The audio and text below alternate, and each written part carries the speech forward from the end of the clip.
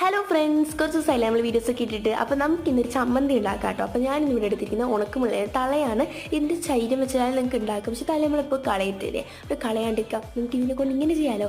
അപ്പോൾ അതിന് വേണ്ടിയിട്ട് വെളിച്ചെണ്ണയിലിട്ടിട്ട് ഇതൊന്ന് ജസ്റ്റ് ഒന്ന് മാറ്റിയെടുക്കുകയാണ്. ഞങ്ങൾ വറ്റൽ മുളകാണ് എടുത്തത്. കാന്താരി വേണമെങ്കിൽ കാന്താരി എടുക്കുക. കാന്താരി നല്ല ടേസ്റ്റ് കിട്ടും, ഇതിനെക്കാട്ടും ടേസ്റ്റ് ഉണ്ടാവില്ല. ഈ ഒരു ചമ്മന്തി ഉണ്ടെങ്കിൽ കിട്ടണം, നിങ്ങൾക്ക് ഒരു കാല ചോറുന്ന കാണാം, അത്രക്കും ടേസ്റ്റാണ്.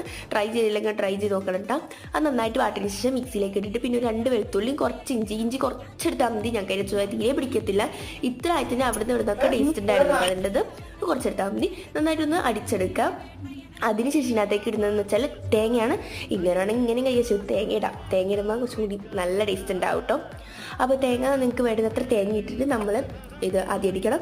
പിന്നെ നമ്മൾ സാധാരണ അടിക്കുന്നത് കുറേ അടിക്കരുത്, ജസ്റ്റ് ഒരു പൾസിന് ഇങ്ങനെ കറക്കുക മാത്രം ചെയ്യണം. അധികം മുതിഞ്ഞുപോയ ടേസ്റ്റ് ഉണ്ടാവില്ല. അപ്പോൾ നമ്മുടെ ചമ്മന്തി റെഡിയായി. എന്തായാലും ട്രൈ ചെയ്ത് നോക്കുക, അടിപൊളിയാണ്. വീഡിയോ ഇഷ്ടപ്പെട്ടാൽ സബ്സ്ക്രൈബ് ചെയ്യണേ.